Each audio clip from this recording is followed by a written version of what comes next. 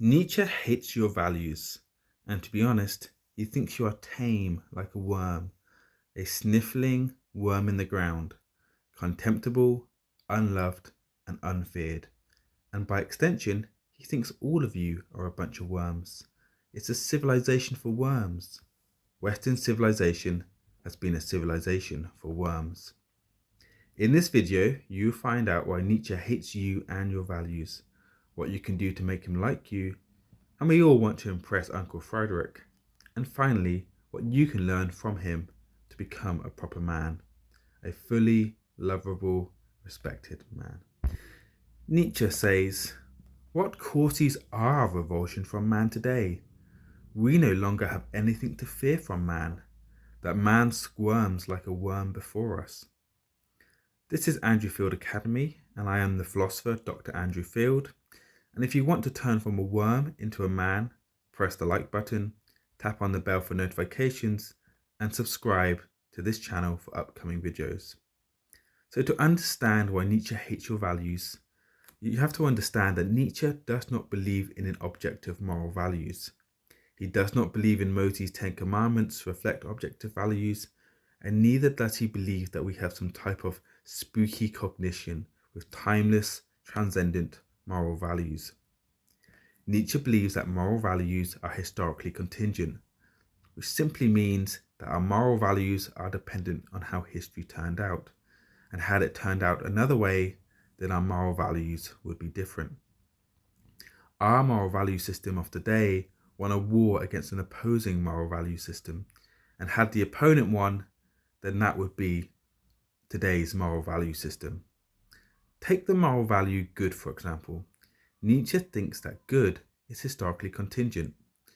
Our notion of the good today comprises values like kindness, fairness, equality, humility, self-sacrifice, and forgiveness. This is what Nietzsche calls slave morality.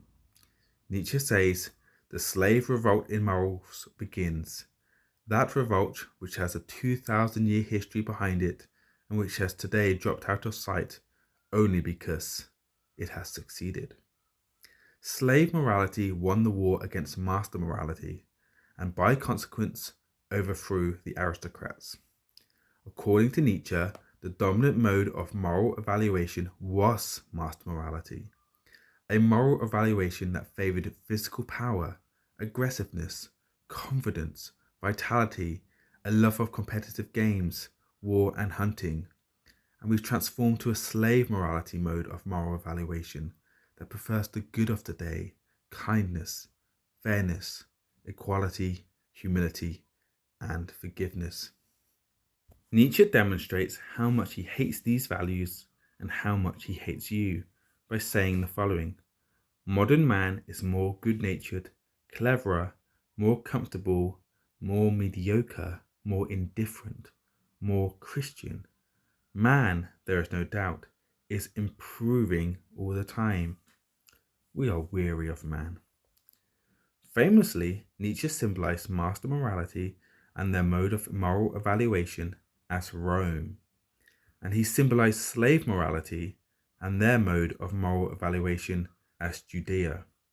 For Nietzsche, Romans saw the Jew as the complete opposite and monstrous, whilst the Jews wrote the book of Revelation against the Romans. For Nietzsche, slave morality is in the ascendant, and surely continues to win the moral war, with the city of Rome itself displaying the statues of Jesus, Peter, Paul, and Mary, because Nietzsche thinks that Christianity comes out of slave morality, which is symbolized by the Jews. For Nietzsche, modern man represents what he despises, the values of slave morality, values which emphasize kindness, equality, humility, and forgiveness dominate the moral landscape of today. Nietzsche is not some supervillain who hates the good itself, but he just hates your conception of the good, which he sees as weak and self-suppressing.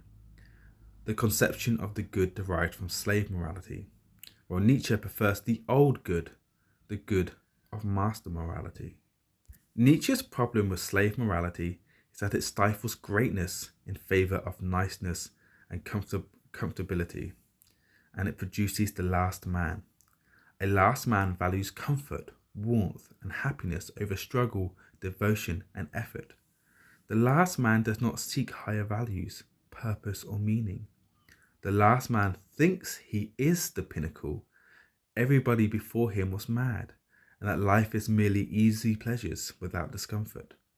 This is the consequence of slave morality. In other words, Nietzsche despises the last man because he represents the end of human potential and the cessation of striving for greatness. The last man is satisfied with comfort, shallow pleasures, and conformity, in which Nietzsche sees a betrayal of life's higher possibilities. Nietzsche wants you to struggle for higher values, purpose, and meaning.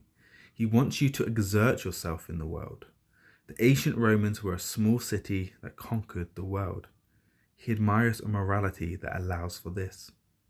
So, how can you please Nietzsche? You must embrace challenges, strive for personal excellence, and question the moral values of the day. Do they suppress you or do they raise you up?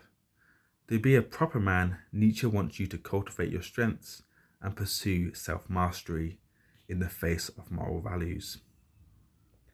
To learn more about the origins of slave morality, what slave morality is, and how slave morality develops, look out for my upcoming videos analysing the genealogy of morals.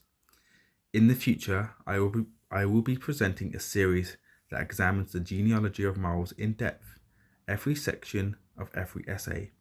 And if you want to know my advanced